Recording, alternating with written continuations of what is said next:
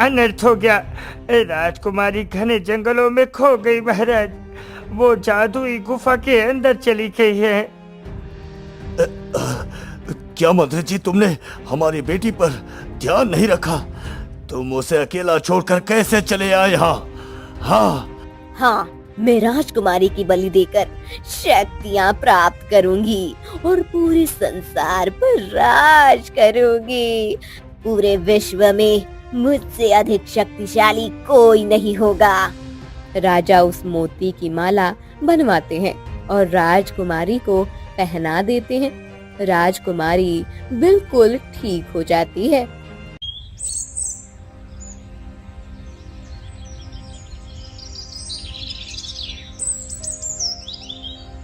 भीषणगढ़ एक सुंदर राज्य था। वहां पर राजा यशवर्धन का राज्य था। वे बहुत ही दयालु और नेक राजा थे। राजा अपने राज्य में प्रत्येक सप्ताह एक शाही बाजार का आयोजन करवाते थे, जिसमें प्रजा के सभी लोग भाग लेते थे। दिन के अंत में यदि कोई व्यापारी अपनी वस्तु नहीं बेच पाता था, तब राजा उसे स्वयं ही खरीद लिया करते थे। कहिए मंत्री जी, इस सप्ताह का बाजार कैसा रहा? क्या कोई वस्तु है जिसे किसी ने ना खरीदा हो? नहीं महाराज, प्रजा ऐसे बाजार के आयोजन से बहुत खुश है और आज तो बाजार में कुछ भी नहीं बचा। सभी वस्तुएं खरीद ली गई है। हाँ। राजा मंत्री से बाजार के विषय में जानकर बहुत प्रसन्न होते हैं। उसी राज्य में महेश नाम का एक गरीब व्यक्ति रहता था। बहुत मेहनत करता था, लेकिन फिर भी अपने परिवार के लिए भोजन जुटाना उसके लिए बहुत मुश्किल हो रहा था। सुनो जी, रात के महल में शाही बाजार लगने वाला है। सुना है उस बाजार से कोई भी सामान वापस नहीं भेजा जाता है। राजा दिन के अंत में सब कुछ खरीद लेते हैं और तुम भी कोई सामान लेकर राजा के बाजार में चले जाओ। देखना, हमें कुछ न कुछ मुद्राएं अवश्य मिल जाएंगी। देखो, मैं कोई व्यापारी नहीं हूँ जो कुछ भी लेकर राजा के बाजार में पहुँच जाऊंगा और राजा मुझसे खरीद लेंगे। तुम तो जानती हो हमारे पास ऐसा कोई वस्तु नहीं। फिर मैं क्या लेकर शाही बाजार में जाऊं? बताओ भला। मुझे कुछ नहीं पता जी। जाओ, शाही बाजार में ले जाने के लिए वस्तुएं इकट्ठा करो, जंगल से लकड़ियों काटो और फिर पक्षी पकड़ो, लेकिन तुम्हें बाजार में जाना ही होगा। पत्नी की बातें सुनकर महेश बहुत उदास हो जाता है और आखिरकार वो कुल्हाड़ी लेकर जंगल के लिए निकल पड़ता है।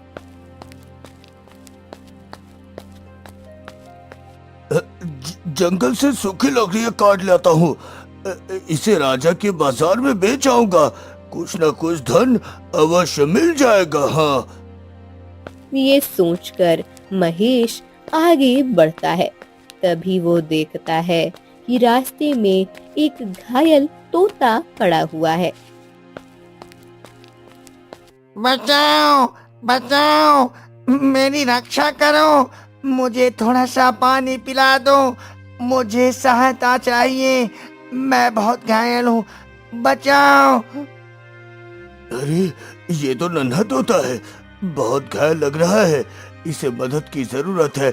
मैं इसे घर लेकर चलता हूँ और इसका इलाज भी कर देता हूँ। हाँ। महेश जल्दी से उस तोते को घर पर लेकर जाता है और उसकी मरहम पट्टी करता है। पत्नी महेश को देखकर आग बबूला हो जाती है।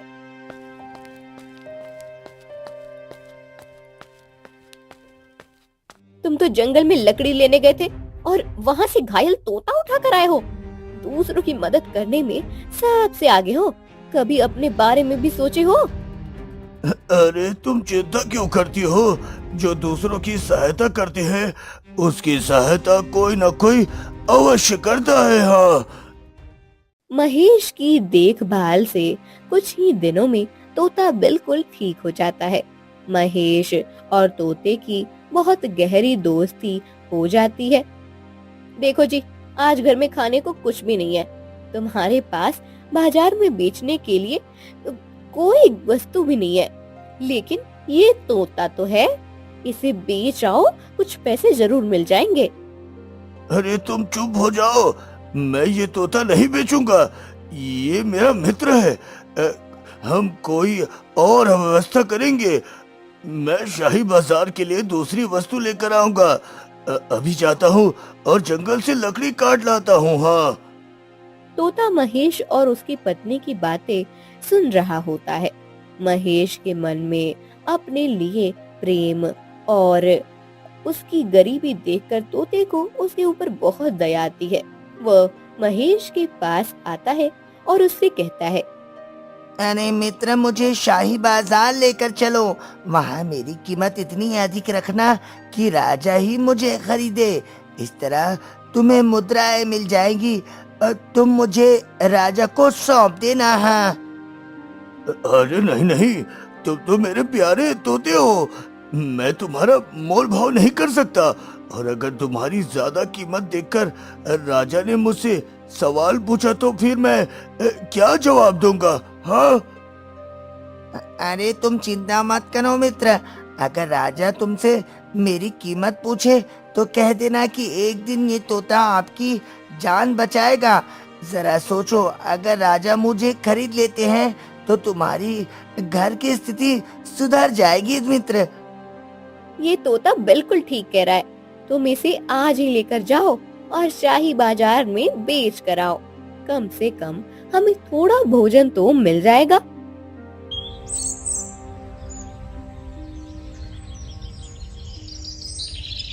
महेश दास तोते को पिंजरे में कैद करता है और उसे लेकर शाही बाजार में पहुंच जाता है।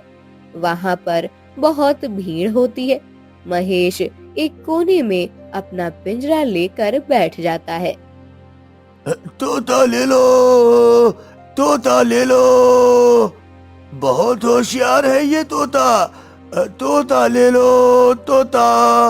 10 मुद्राएं का हो तोता। पूरे बाजार में इससे सुंदर तोता कहीं नहीं मिलेगा। तोता ले लो। महेश लगातार यह बातें बोल रहा होता है, लेकिन कोई उससे तोता खरीदने को तैयार नहीं होता है।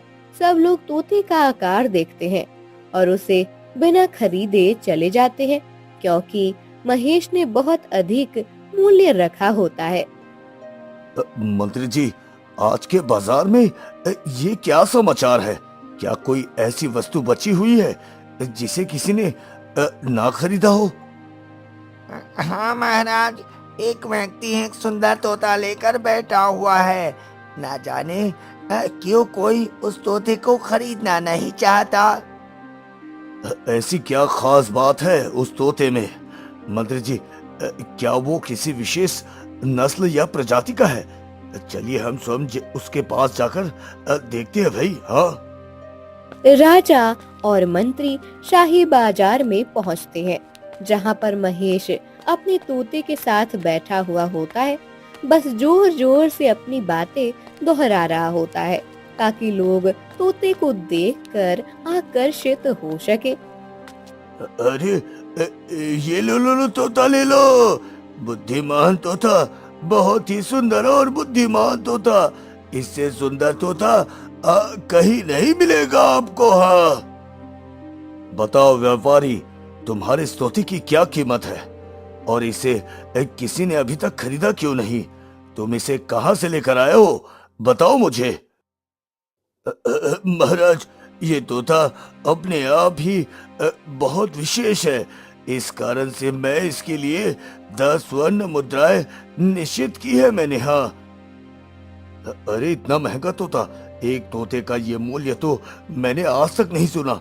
भला मैं तुम्हें इस तोते के लिए 10 स्वर्ण मुद्राएं क्यों दूं? ये तोता किस प्रकार से मेरे काम आएगा, बताओ। महाराज, ये तोता अपने आप में बहुत सुंदर है। एक दिन जब आप पर मुसीबत होगा तब ये तोता ही आपकी मदद करेगा। ये आपके प्राणों की रक्षा करेगा। हाँ। महाराज, इतना शानदार तोता है। इसका रंग इतना अच्छा है कि हम इसे 10 स्वर्ण मुद्राएं देकर ले लेते हैं। इसे इस व्यापारी को भला हो जाएगा और शाही बाजार के निगम की भी नहीं टूटेंगे, क्योंकि आप तो जानते ही हैं, शाही बाजार से अगर कुछ वापस चला जाए तो उसे राजा की बेइज्जती होती है। हाँ, आप ठीक कहते हैं मंत्री जी। मूल्य चाहे कुछ भी हो, लेकिन हमारा नियम है कि इस शाही बाजार में कुछ भी लौट कर नहीं जाना चाहिए। इसलिए आप महेश को स्वर्ण मुद्राएं दे दीजिए, और ध्यान रहे ये तोता हर समय हमारे पास रहना चाहिए। हाँ, राजा तोते को खरीद लेते हैं। तोते की मनचाही कीमत पाकर महेश दास भी बहुत खुश होता है। उधर तोता राजा के साथ रहने लगता है। राजा उसका बहुत ध्यान रखते हैं। राजा की एक बेटी थी। उसका नाम राजकुमारी अंबिका था। राजकुमारी अंबिका रोज शिकार खेलने के लिए जाया करती थी। उसे घने जंगलों में शिकार करना बहुत पसंद था।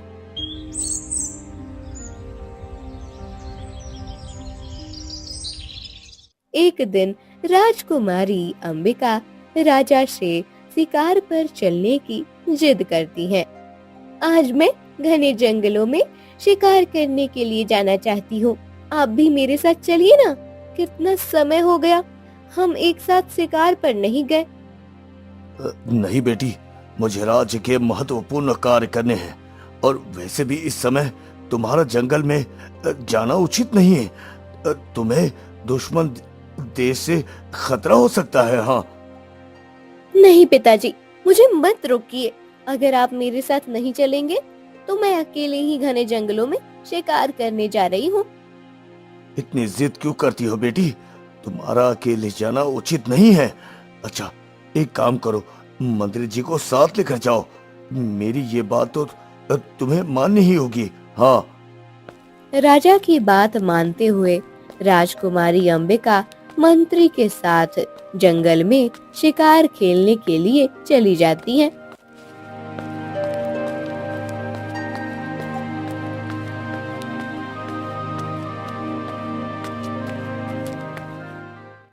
राजकुमारी, मैं घने जंगलों का रास्ता बहुत अच्छे से जानता हूँ। चलिए, आपको उस और लेके चलता हूँ। हाँ हाँ मंत्री जी, आप मुझे इन जंगलों का रास्ता बताइए। मैं तो पूरा जंगल देखना चाहती हूँ, पर पिताजी मुझे आने ही नहीं देते हैं। आज अच्छा मौका है, मुझे सारे रास्ते याद हो जाएंगे। मंत्री राजकुमारी को लेकर एक गुफा के सामने पहुँचती है। देखिए राजकुमारी, ये जगह इस जंगल की सबसे खास जगह कही जाती है। इस गुफा के अंदर एक से एक अनोखे जानवर मिलते हैं। हाँ, क्या सचमुच मुझे इस गुफा के अंदर जाना है? आप भी चलिए ना मेरे साथ। नहीं नहीं राजकुमारी, आपको अकेले जाना चाहिए, तभी तो आप एक बहादुर राजकुमारी बनेंगी। मैं यही आपकी प्रतीक्षा करता हूँ। हाँ,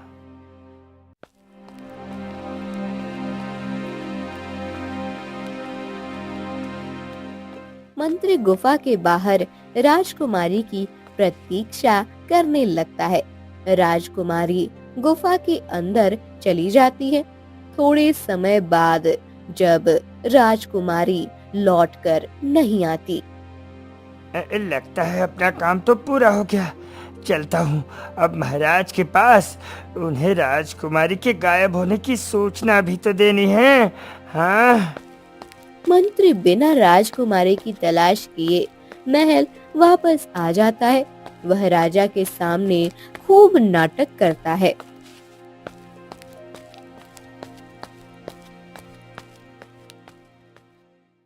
अनर्थ हो गया महाराज, अनर्थ हो गया। राजकुमारी घने जंगलों में खो गई महाराज। वो जादुई गुफा के अंदर चली गई है। क्या मंत्री जी, तुमने हमारी बेटी पर ध्यान नहीं रखा? तुम उसे अकेला छोड़कर कैसे चले आए यहाँ? हाँ महाराज, पता नहीं अब राजकुमारी जीवित भी होगी या नहीं। मैं तो बस आप तक ये समाचार लेकर आया था। जल्दी चलिए, हमें राजकुमारी को बचाना होगा महाराज। हाँ, ये लीजिए महाराज, ये वही गुफा है। इस स्थान से राजकुमारी का कोई पता नहीं चल पा रहा है। मैंने उन्हें रोकने की कोशिश की थी महाराज, लेकिन आप तो जानते हैं कि वो कितनी जिद्दी है। अच्छा, तुम यही प्रतीक्षा करो मंत्री, मैं अभी अपनी बेटी को ढूंढ कर लाता हूँ। मैं अपनी बेटी को कुछ नहीं होने दूंगा। नहीं नहीं महाराज, आप अकेले मत जाइए। राजकुमारी को ढूंढने के लिए मैं भी साथ चलता हूँ महाराज। अरे नहीं मंत्री जी, तुम यहीं रुको और बाहर हमारी प्रतीक्षा करो। जब तक मुझे राजकुमारी नहीं मिल जाती तब तक मैं इस गुफा से बाहर नहीं आऊंगा। इस तरह राजा गुफा के अंदर चले जाते हैं। उनके साथ में तोता भी गुफा के अंदर चला जाता है। राजा जैसे ही गुफा के अंदर प्रवेश करते हैं, मंत्री गुफा का दरवाजा बंद कर देता है। वो गुफा के दरवाजे पर एक बहुत बड़ा सा पत्थर रख देता है। हाँ, मेरा काम समाप्त हुआ। अब राजकुमारी और राजा दोनों इस गुफा के अंदर है। अब मैं बनूंगा इस नगर का राजा। हाँ। इतना कहकर मंत्री वहां से चला जाता है। नगर वापस आकर मंत्री अपने राजा बनने की तैयारी करने लग जाता है। अरे, ये गुफा का दरवाजा बंद हो गया। अब हम बाहर कैसे निकलेंगे? ये कैसे संभव है? आखिर इस गुफा के दरवाजे को बंद किसने किया? अरे केवल आप नहीं, यहाँ पर मैं भी हूँ महाराज। हम दोनों ही इस गुफा में फंस गए हैं। हाँ। तोता, क्या तुम बोल सकते हो? मैंने पहली बार एक बोलते हुए तोते को देखा है। इसका मतलब तुम कोई साधारण पक्षी नहीं हो। हाँ हाँ महाराज, मैं जानता हूँ मैं कोई साधारण पक्षी नहीं हूँ। एक श्राप के कारण मैं आज पक्षी के रूप में हूँ महाराज। क्या? मुझे पूरी कहानी बताओ। तुम्हें किसने तोता बना दिया? तुम कौन हो? कहीं तुम कोई जादूगर तो नहीं? नहीं महाराज, मैं एक सिद्ध साधु हूँ जिसने वर्षों तक अपना समय तपस्या में बिताया, लेकिन एक गलती के कारण अपना सब कुछ नष्ट कर दिया। सुनिए महाराज, मैं आपको एक कथा सुनाता हूँ। बहुत समय पहले की बात है। एक नगर में साधु रहा करता था जो भिक्षा मांगकर अपना गुजारा करता था। भिक्षा दे दो, भिक्षा दे दो, साधु महात्मा को भिक्षा दे दो। अरे भाई, मुझसे भिक्षा मत मांगो, जाओ कहीं और रास्ता देखो। हमें अपने अनाज पूरे नहीं पड़ते और हम इन्हें भिक्षा दें क्यों? इतना कहकर गांव का व्यक्ति जल्लाता हुआ वहां से चला जाता है। गांव से साधु को जो भी थोड़ा बहुत भोजन मिलता था, साधु उसे खाकर अपना गुजारा करते थे। साधु की कुटिया जंगल के बीचों बीच थी। वह वहीं पर रहा करते थे।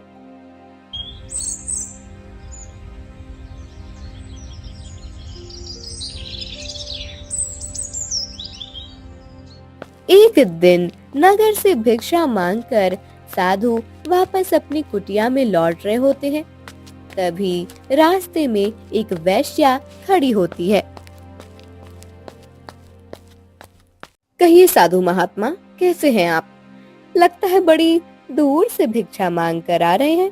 थक गए होंगे, मैं आपको जल पिला देती हूँ। साधु वेश्या की बातों का कोई जवाब नहीं देते हैं और उससे बिना कुछ बोले ही अपनी कुटिया की ओर चले जाते हैं।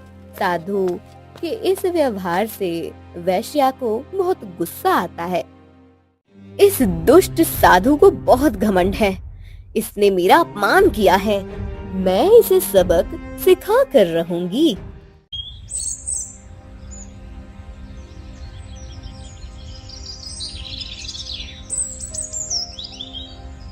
एक दिन जब साधु नगर से लौट रहे होते हैं, तभी उन्हें एक स्त्री की चिल्लाने की आवाज आती है। अरे यहाँ पर कौन है जो मुझे मदद की गुहार लगा रहा है? ये तो किसी स्त्री की आवाज है। मुझे तुरंत उसकी सहायता करनी चाहिए। हाँ। साधु जल्दी से कुटिया के अंदर जाते हैं ताकि वह उस स्त्री की मदद कर सके जो न जाने कब से लोगों को मदद के लिए पुकार रही है। कुटिया के अंदर पहुंचकर साधु चौंक जाते हैं क्योंकि वेश्या बड़े आराम से बैठी होती है। अरे कोई मेरी सहायता करो, मुझे मदद की आवश्यकता है, मुझे बचाओ। अरे तुम्हें क्या हुआ है? तुम तो बिल्कुल स्वस्थ लग रही हो। बताओ क्या मदद चाहिए? मैं तुम्हारी सहायता अवश्य करूंगा। हाँ। मुझे इस साधु से बचाओ, ये मेरा अपमान कर रहा है, मेरी सहायता करो, इस साधु को मुझ पर दया नहीं आती। वैश्या की बातें सुनकर आसपास के लोग वहाँ पर इकट्ठा हो जाते हैं। अरे ये तुम क्या कह रही हो? मैंने अब तक तुम्हारा अपमान किया? मैं तो यहाँ पर तुम्हारी सहायता के लिए आया था, जब तक तुम दुख में थी और सबको पुकार रही थी। नहीं, ये साधु झूठ बोलता है, इसने मुझ पर बुरी दृष्टि डाली, इसने मेरा अपमान किया। क्यों दुष्ट साधु, तुम तो स्वयं को सिद्ध पुरुष कहते थे ना, और यहाँ एक स्त्री का अपमान करते हो, तुम्हें शर्म नहीं आती क्या? नहीं नहीं, ये झूठ बोल रही है। मैंने कुछ नहीं किया। ये मुझे फंसाने का प्रयास कर रही है। इसकी सारी बातें झूठी है। हाँ। भला ये झूठ क्यों बोलेगी? जरूर इस साधु ने ही कुछ किया होगा। तुम चुप हो जाओ, इस साधु को हम दंड देंगे। सभी लोग साधु को पकड़कर बाहर ले आते हैं और उनके ऊपर पत्थर मारने लगते हैं। मारो मारो इसे, इसने एक स्त्री का अपमान किया है, मारो इसे। पत्थर लगने के कारण साधु घायल हो जाते हैं।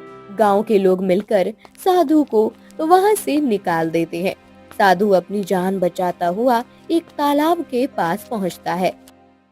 हे ईश्वर, ये मुझे किस प्रकार का दंड मिल रहा है? मैंने कोई अपराध नहीं किया, फिर भी गांव के लोग मुझे गलत समझते हैं।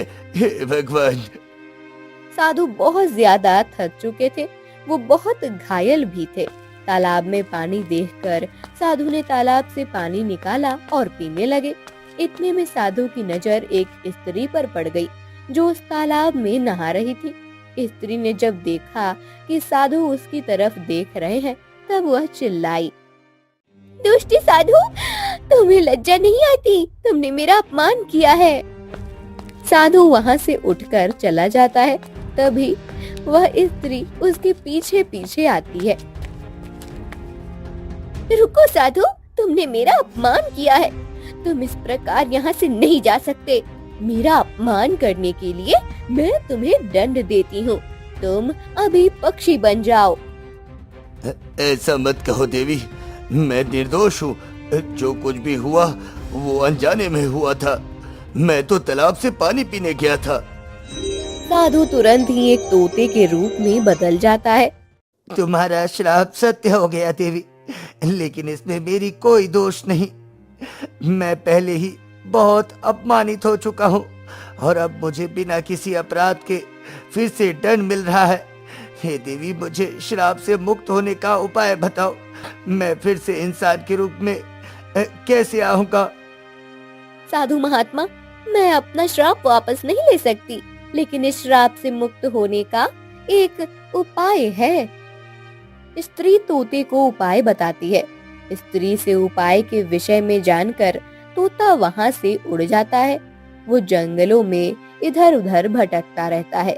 एक दिन जब तोता पेड़ की डाल पर बैठा होता है, तभी वहाँ पर एक चील आता है।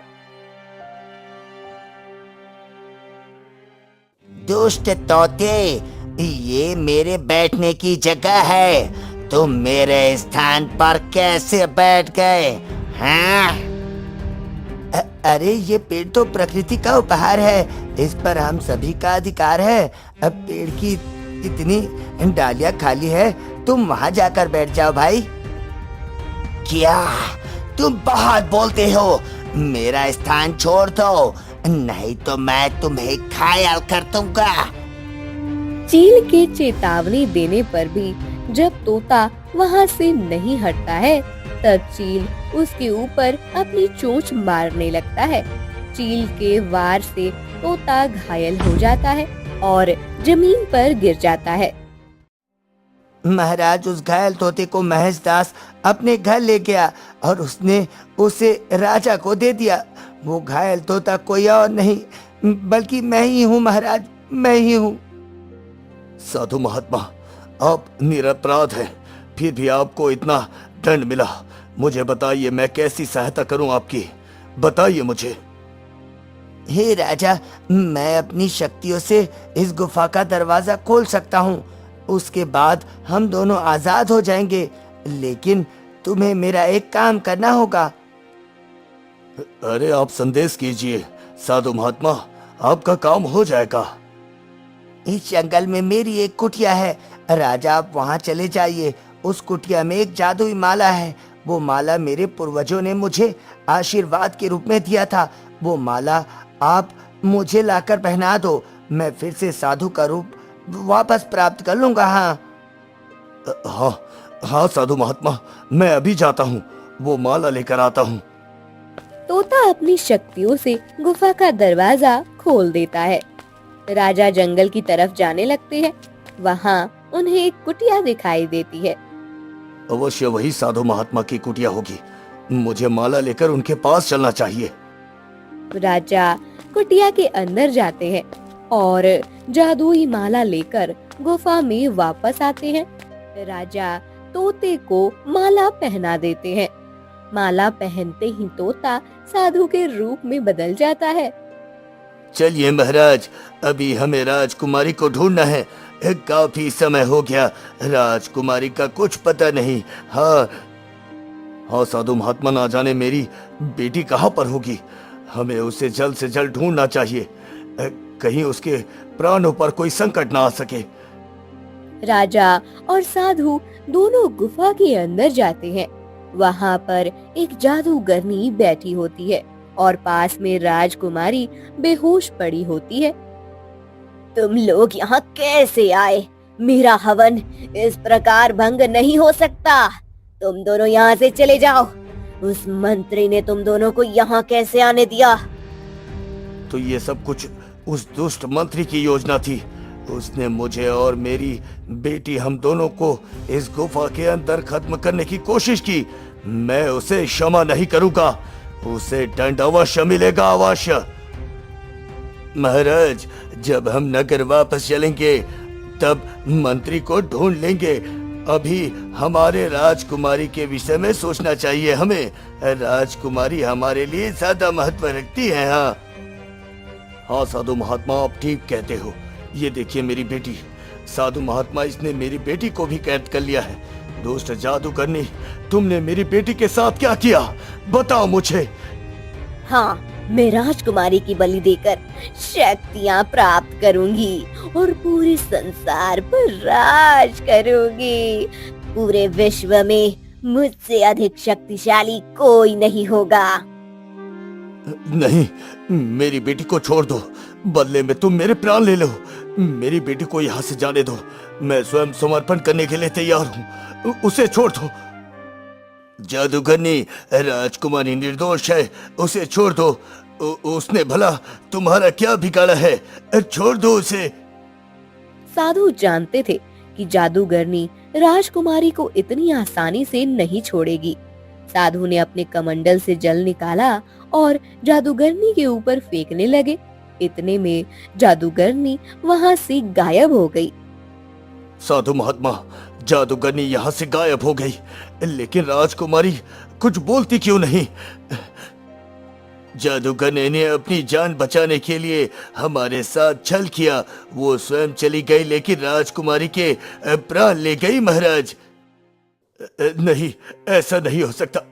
मेरी बेटी, ऐसा नहीं हो सकता। राजा राजकुमारी को लेकर महल आते हैं। वह राजकुमारी को ठीक करने की कोशिश करते हैं और जगह जगह से वैद्य बुलाते हैं। अब हमारी बेटी कैसे ठीक होगी साधु महात्मा? आप ही कोई उपाय बताइए। नगर के सारे वैद्य हार चुके हैं, आप ही कोई उपाय बताइए। राजकुमारी को ठीक करने के लिए हमें उस जादूगरनी को ढूंढना होगा महाराज, वही इसका उपाय बताएगी। हाँ, अब हमें जादूगरनी का पता केवल एक ही व्यक्ति बता सकता है। राजा दरबार में होते हैं, मंत्री भी वहाँ पर होता है। सैनिकों, इस मंत्री को पकड़ लो और इसे जेल में डाल दो। इसने हमें धोखा दिया है, आज इसी के कारण राजकुमारी के प्राण संकट में है। इसे अंदर डाल दो। नहीं नहीं महाराज, मुझे क्षमा कर दीजिए, मुझे क्षमा कर दीजिए महाराज, मुझे जेल में मत डालिए महाराज, मुझे जेल में मत डालिए। ठीक है, हम तुम्हें छोड़ देंगे, लेकिन उसके लिए तुम्हें जादूगरनी का पता बताना होगा। अगर तुमने जादूगरनी का सही पता बताया तो तुम्हें कुछ नहीं करेंगे हम। मंत्री राजा को जादूगरनी का पता बताता है। महाराज, वो काली पहाड़ी पर रहती है, अवश्य इस जगह पर छुपी होगी महाराज।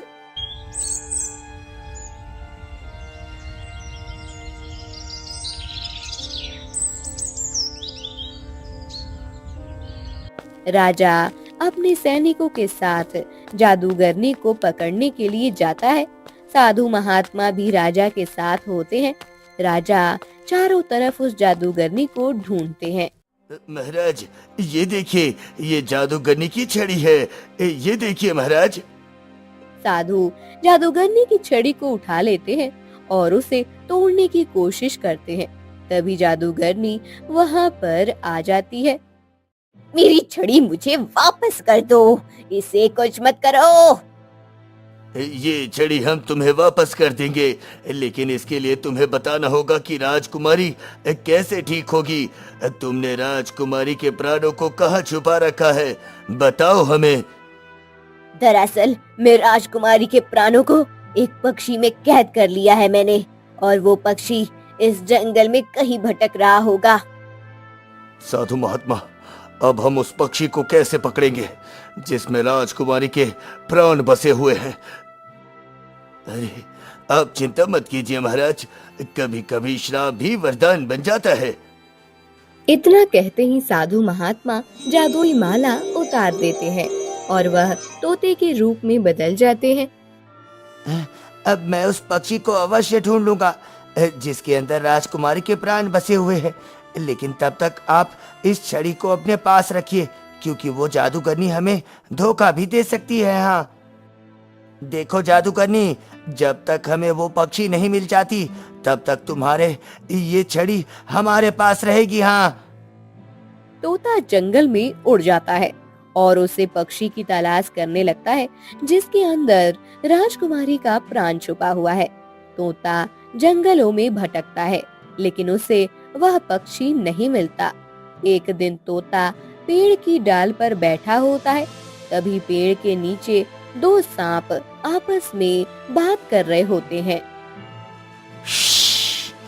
सुना है इस नगर की राजकुमारी अभी जीवित नहीं हो सकेगी। हाँ, तुम ऐसा क्यों कहते हो? राजा के पास बहुत सारी तरकीब है, वो अपनी बेटी को जीवित कर ही लेंगे। हाँ नहीं, क्योंकि जादूगरनी ने जिस पक्षी में राजकुमारी के प्राण छुपाए थे, दरअसल वो पक्षी खत्म हो चुका है और उसे पक्षी को इस पेड़ के नीचे दफनाया गया है। हाँ, क्या सचमुच फिर तो राजकुमारी के जीवित होने की उम्मीद छोड़ देनी चाहिए।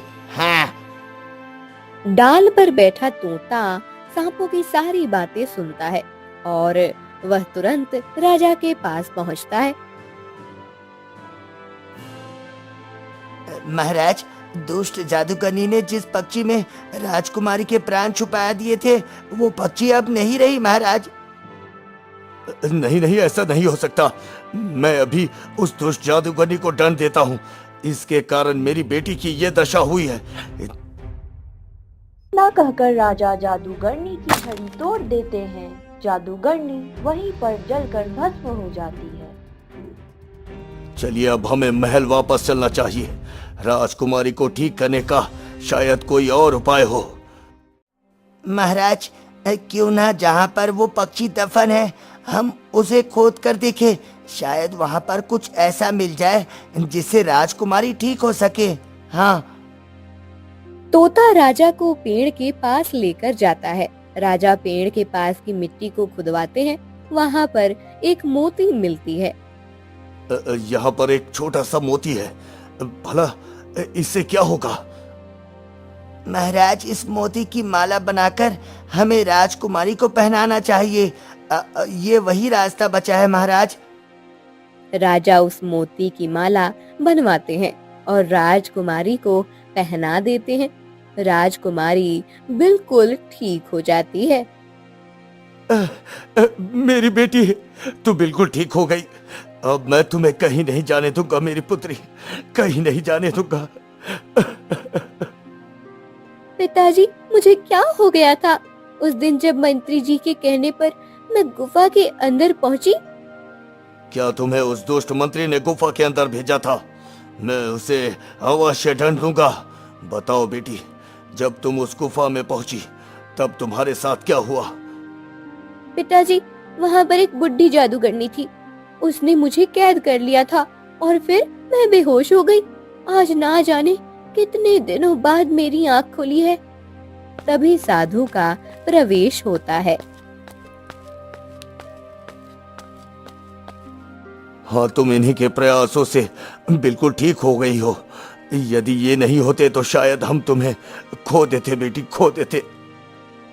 कभी कभी श्राप वरदान बन जाता है महाराज, इसमें मैंने कुछ नहीं किया है।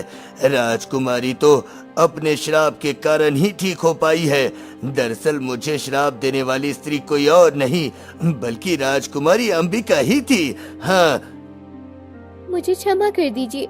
किसी निर्दोष को दंड देने के कारण स्वयं भी दंड भुगतना पड़ता है। इस प्रकार राजकुमारी बिल्कुल स्वस्थ हो जाती है। राजा हंसी खुशी अपना राज्य चलाने लगते हैं। उधर साधु अपनी कुटिया में जाते हैं। वह देखते हैं कि उनकी कुटिया के बाहर एक बीमार स्त्री पड़ी हुई है। तुम कौन हो देवी? इस प्रकार मेरी कुटिया के बाहर क्यों हो तुम? साधु उस स्त्री को देखते हैं तो वो चौंक जाते हैं, क्योंकि वह कोई और नहीं बल्कि वैश्या होती है, जिसके कारण साधु को गांव वालों ने गांव से बाहर निकाल दिया था। क्षमा महात्मा, क्षमा।